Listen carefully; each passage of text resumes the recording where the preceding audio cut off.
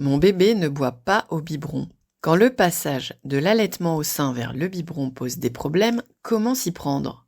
J'allaite Clémence depuis sa naissance. Ma fille a maintenant 5 mois et j'envisage d'ici 2 semaines la reprise du travail et un week-end entre copines. Mais Clémence refuse le biberon. Elle tourne la tête, elle repousse la tétine avec sa langue et elle a même parfois des hauts le cœur. Je ne sais pas comment faire alors que l'échéance approche. Je n'ai pas envie de renoncer au week-end, mais si le papa ne peut pas nourrir Clémence, je suis coincée, témoigne Justine.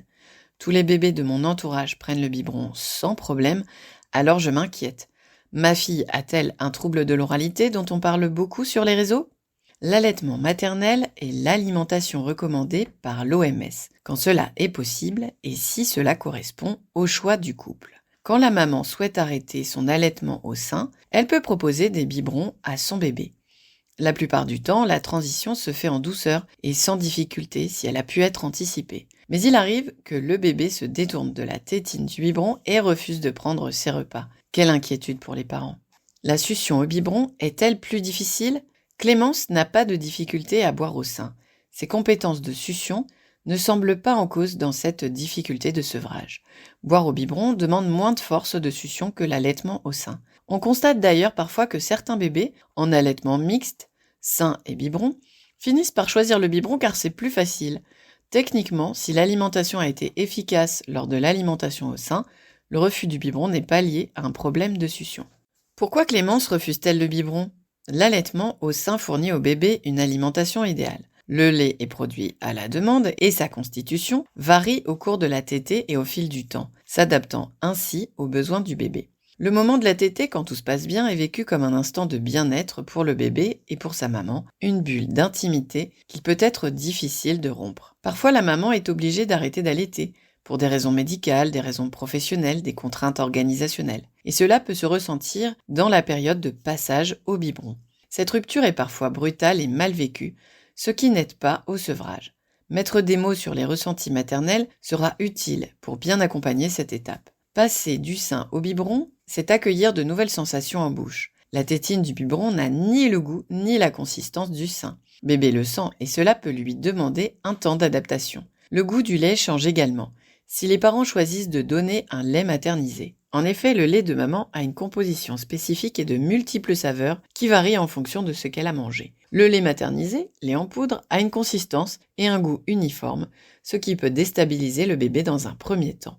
Cela demande là encore un peu de patience pour accompagner bébé. Contenu et contenant. Comment faire pour aider bébé à accepter le biberon? Dans un premier temps, on peut donc proposer au bébé du lait maternel dans un contenant différent. Si c'est envisageable, la maman peut tirer son lait et le donner dans un biberon pour faire une transition en douceur. Le changement sera donc uniquement le biberon et pas son contenu avec un lait que bébé connaît déjà et savoure depuis plusieurs mois. Le lait maternel est à température corporelle. C'est pourquoi on peut tiédir le lait maternisé pour s'approcher de la température qui convient au bébé. Lorsque l'on passe du sein au biberon, bébé va devoir s'habituer à un matériel différent. Le goût de la tétine n'est pas celui du sein. Et même avec des tétines dites physiologiques, la forme diffère de celle du mamelon. Certains parents essayent plusieurs tétines différentes avant de trouver celle qui convient à leur bébé. Silicone ou caoutchouc plutôt plate ou arrondie, souple ou plus rigide, le choix est vaste.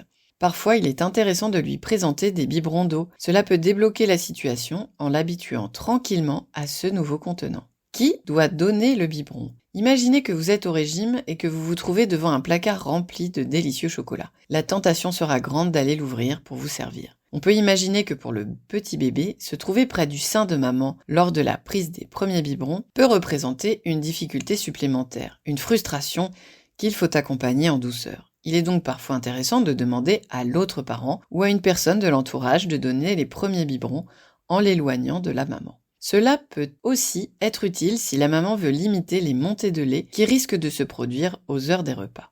Et si personne n'y arrive? Parfois, tout le monde a essayé de donner le biberon. Papa, marraine, tonton, et rien n'y fait. Toutes les tétines possibles ont été proposées sans succès. On a même changé de marque de lait, on s'est promené, on a chanté des chansons, tout en donnant le biberon. C'est la panique, bébé ne se nourrit plus. En fonction de l'âge du bébé, les recommandations nutritionnelles évoluent. Entre 4 et 6 mois, il boit en général entre 750 et 900 ml de lait par jour. Et la quantité de lait diminuera avec la diversification. Mais le lait ne doit pas forcément être donné sous forme liquide ou dans un biberon. Il existe plusieurs solutions pour que bébé boive du lait. On peut par exemple lui proposer de boire au biberon cuillère. C'est un biberon dont l'embout a une forme de cuillère que bébé va mettre en bouche. On peut aussi tout simplement essayer à la tasse ou au verre. Malheureusement, cette technique semble parfois assez longue, ce qui peut décourager les parents. Le plus simple est souvent de proposer des laitages à la cuillère sous forme de yaourt petit suisse ou fromage blanc au lait infantile. Le lait de vache que boivent les enfants plus grands n'est pas adapté aux petits. Heureusement, il existe au rayon bébé des laitages adaptés aux besoins des nourrissons. Donner les laitages à la cuillère permet de couvrir les besoins nutritionnels du bébé tout en continuant à lui proposer très régulièrement le biberon. Quand bébé est plus grand, on peut lui apprendre à boire à la paille avec une gourde d'apprentissage. C'est très bon pour l'aider à utiliser tous les muscles de sa bouche et cela permet de proposer du lait de façon ludique. Enfin, il arrive que bébé se mette à boire au biberon plusieurs semaines après la date souhaitée par les parents, alors même qu'on pensait qu'il ne s'y intéresserait jamais et que tous les laitages étaient donnés à la cuillère. À force de laisser un biberon à disposition, il pourra s'en saisir et se l'approprier. Alors, ce n'est pas un trouble de l'oralité ? Le trouble alimentaire pédiatrique est une perturbation de l'alimentation qui est durable et qui est en lien avec des difficultés médicales, nutritionnelles ou un manque de compétences sensorielles ou motrices. Dans le cas de Clémence, il s'agit probablement d'une phase de transition un peu difficile, sans retentissement sur ses futures compétences alimentaires. Si les parents ont un doute, ils peuvent en parler avec leur pédiatre ou leur médecin traitant qui saura les orienter vers un orthophoniste.